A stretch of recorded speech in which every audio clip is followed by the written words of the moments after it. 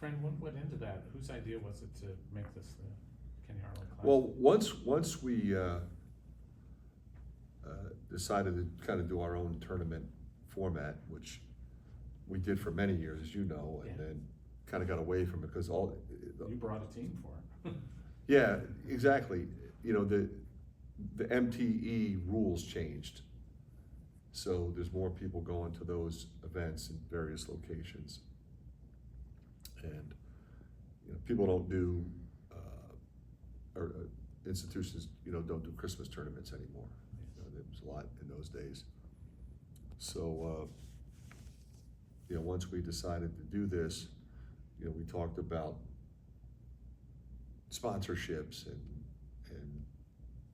who we would recognize, and could think of no one better than Kenny.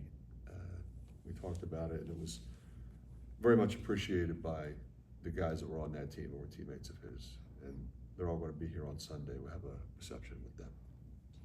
Fran, when you bring in transfers to come and visit, you get all the new freshmen here. I mean, how much time do you really spend with them, teaching them about whether it be Kenny Arnold, whether it be Chris Street, and some of the important figures about Iowa, and just kind of showcase to them like this is what they mean to this community and this state? You're right. It's different with transfers and then educating the young players. The guys that are here, the guys that follow the program, even when they were in high school and thought about coming here, they're aware.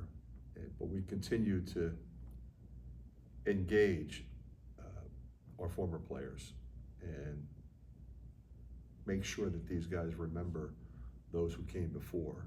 Because as you all know, there were some great players, some great coaches, very, very proud tradition going back many years. And we have guys come to show up at practice, and they know that they're welcome at all times. If they come for a football game and they want to come to practice, it's encouraged, and you know, we take very seriously the interaction between those guys and our present players. So it's something that is constant. You know, we have you know, one of our former players, actually two, with Kyle Denning, you know, as our director of operations, former players on staff, and you know, so that's something that makes me proud, and something that I wanted to make sure from the minute I got here that continued. How do you go about See challenges that we want to schedule up, and you know, I'm really excited about where we're going this year with regard to, you know, Moline, you know, Kansas City, Sioux Falls, and we have fan bases in all of those locations. So I think that's really good, and it gives us some flexibility as to who we want to play from various conferences. Fran, I'm curious about the 4-spot starting Logie the other night. I know this is kind of the time of year where you can feel some of that stuff out. Do you think you're going to mix that up with like a Seydoux or a Cooper in the starting lineup at any point? Or? It's possible. They're both playing really well. All three of them are playing really well. Logie's a little ahead because he was on the team last year. He knows what we're doing. Those guys will get there, but they're both really good players, and all three of them are different. So really, regardless of who starts, they're all going to play a lot. There was early in that exhibition, like Seydoux was in basically at the 5. Yeah, we just went with a smaller lineup. You know, that was nothing by design. Okay. Yeah. I was just curious about what you feel comfortable putting him in that spot. Well, I felt comfortable with that lineup that was on the floor. We had enough size, you know, based on who our opponent was. So there's times we'll be able to do that, and times we won't. Fran, Brock Harding's mentality just seems like he's already been through an entire college basketball career, just diligent with his work ethic. And you and he both kind of said that he didn't have his best game at his exhibition, but how important is it for a point guard to have that sort of discipline, to have that work ethic, and to understand the bigger picture that there's so much more moving forward this early in his career? You know, I think it was really important to him to be a really good player last year, which he was, and to kind of grow into, you know, potentially being a starter. He knew we had to earn it, and he's played extremely well from June until now. We don't expect perfection every night, but we expect him to be a floor general, expect him to engineer a victory. He doesn't feel the pressure to have to score, although he's always been a scorer, you know, and so we'd love for him to score, but I don't want him to feel that pressure. We've got a lot of other really talented offensive players around him, and just knowing and understanding that. But I think his defense has really improved, his physicality. But you're right, his work ethic is unparalleled. You announced This year, but also being the scorer you are, I guess, how do you view playing the one? Is it just another opportunity to grow as like a ball handler, as a passer? Is it, I mean, just one of those things you kind of signed up for? I guess, how do you look at playing those minutes? Yeah, for sure. I mean, I know that I'll have to be there at some points, you know, just if we need like a bigger lineup or something, but we got two great point guards with Brock and Drew already, so, you know, I know my minutes there will be short, so I just try to make the most of it and just try to get everyone involved when I'm there. you get more comfortable being a shot hunter.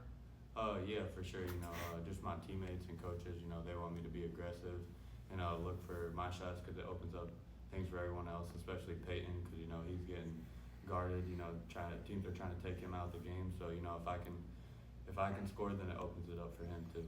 Josh, you've always been a very confident shooter. I mean, even going back to high school. But when you got to Iowa, how does Fran and maybe some of the other assistant coaches get you to be that shot hunter and to be that confident? Because I know Peyton, Peter Jacques, and countless others have really credited Fran's ability to kind of give you the ultimate green light. Yeah, that's what you just said. I mean, he gives you the green light. You know, he wants you to be aggressive, and you know, he has full confidence in you. You know, if you shoot a bad shot, maybe he's not gonna say too much about it. He knows that you know, you're just looking for your confidence and trying to make plays. So he just wants you to play your game out there. Peyton mentioned after the exhibition that I guess either teammates or coaches after last season like said basically if we're gonna take the next step, like you gotta be one of those guys to make the growth. Who was that said that to you, or just what kind of stands out from? Yeah, you know, basically all the coaches, you know, Tristan kind of told me that, you know, I need to be more aggressive like in the middle of last year. So, you know, I tried to do that, but my teammates kind of just, you know, told me, Peyton, you know, being the leader that he is for our team, just told me like I got to kind of step it up a little bit. And, you know, I feel like our whole team had to do that a little bit, and I feel like we've done that.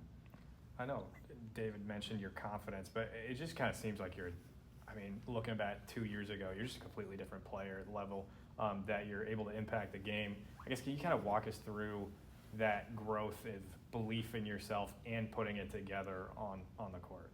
Yeah, you know, just trying to have confidence. You know, as a freshman, you know, you kind of just want to be on the court, you know, try any way to find, to help the team, you know, and that's still what I try to do, but I try to do it in a more assertive way. You know, I feel like our whole team, you know, with people leaving and stuff, a lot of production went out, so, you know, we need guys to step up, and, you know, I feel like as an upperclassman, you know, I feel like I have to take that role a little bit more. Josh, you've hit some big shots. Peyton hit, I don't know how many big shots last year. Cooper Koch coming in here. I mean, it just seems like you go down the line. There's a lot of guys that if you need a bucket in the crunch time, a lot of different guys can step up. I mean, how valuable is that? And you guys also strike me as a group that you're not going to get mad at one another for trying to, you know, call for the ball or be in that moment. But I'm just curious kind of your mindset about that. Oh, yeah, for sure. I feel like that's a really good part of our team is that we have so many guys that, you know, can be playing well and take that last shot at the end of the game. You know, Price and Coop off the bench, you know, they can get hot at any moment and take over a game. You know, with Peyton and Owen, obviously, you know, we know what they're capable of. They can go off for 20 any given night. And then also at the point guard spot, you know, you got Brock, Drew, and then Seydou Lodge. You know, we have so many guys. We're just so deep. I feel like it could be different 5 guys out there at the end of games at any point in time. Walking through. In the development of him, Peyton, and Owen kind of being the guys in terms of scoring, I guess that and seeing what Josh has done from his freshman year to now, I guess what I'm curious about is his development of, like, do you think he's a killer, if you know what I mean, on the basketball court? Asking a killer yourself. JD? Yeah. Yeah. Do you see that from him? Yeah, for sure. I mean, he's one of the few that he's not going to let you know that he's killing you either. He's kind of just silent out there. Like, he'll give you 20 and nobody's going to know about it. He kind of keeps the same facial expressions the whole time. I mean, just kind of under the radar killer, but when you're guarding him, you know that it's going to be a long night, and you know that you're kind of on that island by yourself, and it's going to be really long night for you. Brock, Fran called your work ethic unparalleled, and just Josh said you've been that way since day one. We've talked to you a little bit about it, But when did you kind of develop that sort of mentality and discipline? Because sometimes it takes guys a few years to get it, but it just seems like you've really been attacking it from the get-go. Yeah, for sure. I mean, I come from a really hardworking family. My brother played Division I baseball, so obviously we kind of know what work is in our family. But I'd say ever since kind of COVID hit, my dad kind of sat me and my brother down and said, hey, like, this is a time where a lot of people are going to get a lot better at things and people are going to get worse at things. And that's kind of when it all really started for me. I kind of found my love for Kobe Bryant's work ethic at that point. And then ever since then, it's just kind of been full go. Like, I ended up quitting baseball in 8th grade, and my parents told me if I was going to quit baseball that everything had to go into basketball. And I just kind of took that and ran with it, tried to be the hardest working person whenever I'm in the gym, just so when I go out there every night, I'm confident in the work that I put in and everything that I've done, and everybody knows that that's just kind of who I am and what I do. You fell in love with Kobe Bryant's kind of work ethic and everything. Is there one or two Kobe Bryant stories that maybe, I don't want to say flipped the switch in you, but just kind of made you open your eyes to the bigger picture of things? I just kind of say, everything. My mom will see something from him, she'll send it to me. Everything that he was about, everything that he kind of preached is just something I kind of fell in love with. There's stories of he would tell guys, hey, we're working out at 6 a.m. and then he'd get there at 4:30 and be in a complete sweat before the other guys even got to the gym. And that's just kind of something that I kind of found a joy for myself. Like, I kind of want to know that I'm working harder than you, and I want you to know that I am working harder than you. No matter what you do, I'm willing to put in that extra work and kind of be on a different level in that aspect. Were you always a Kobe fan?